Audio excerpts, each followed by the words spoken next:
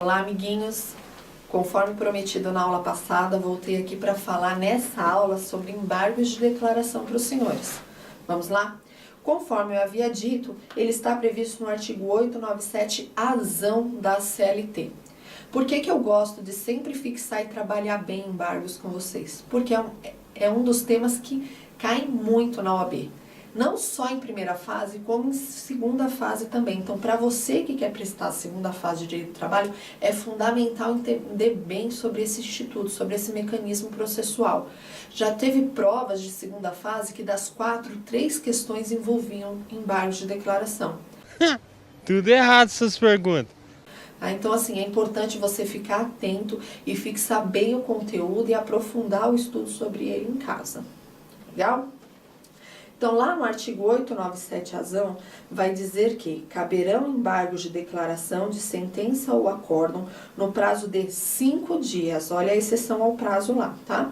5 dias devendo seu julgamento ocorrer na primeira audiência ou sessão subsequente à sua apresentação, registrada na certidão, admitindo efeito modificativo da decisão nos casos de... Olha as possibilidades de cabimento. Nos casos de omissão, contradição no julgado e manifesto equívoco dos pressupostos extrínsecos do recurso.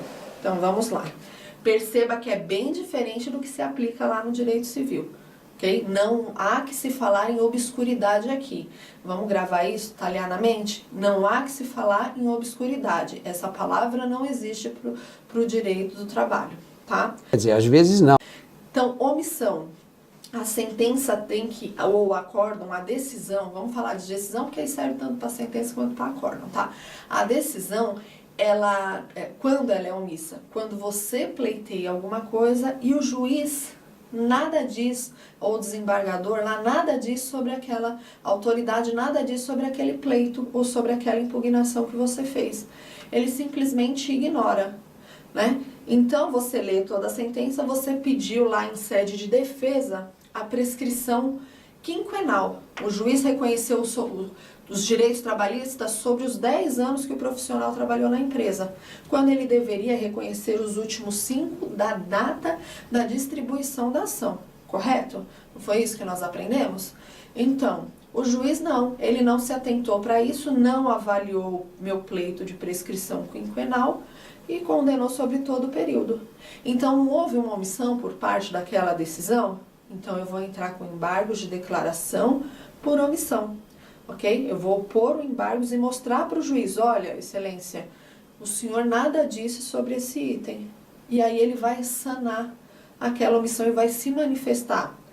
Ele sanando aquela omissão, se manifestando, com certeza vai ter um reflexo na sentença.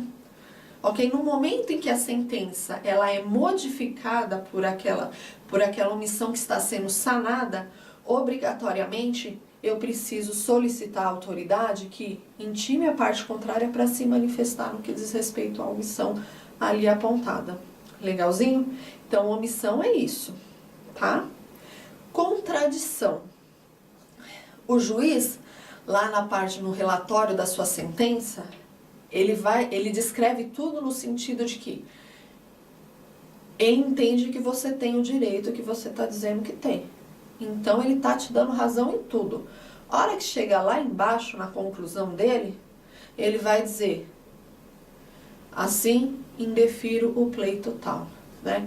Ele diz lá que a empresa, no caso da empresa em matéria de defesa, por exemplo, que a empresa provou, através de controle de jornada, que não as horas extras, que ele se convenceu disso, que o depoimento testemunhal corroborou com a tese da defesa, que de fato não houve, né, não restou demonstrado que a jornada declarada na exordial, ela efetivamente acontecia.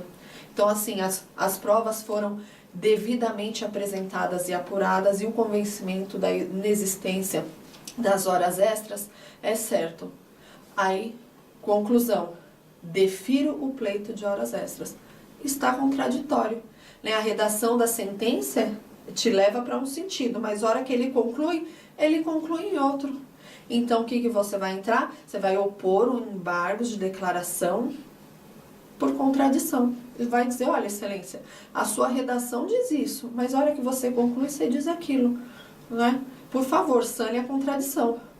Ou você indefere as horas extras, ou você altera lá o seu relatóriozinho, né? Dando razão à sua conclusão de deferimento, ok? Então, é a contradição.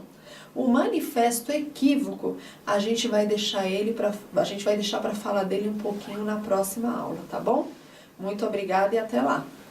Se você gostou do vídeo, clique em curtir, se inscreva no canal e siga a gente nas redes sociais. Obrigada!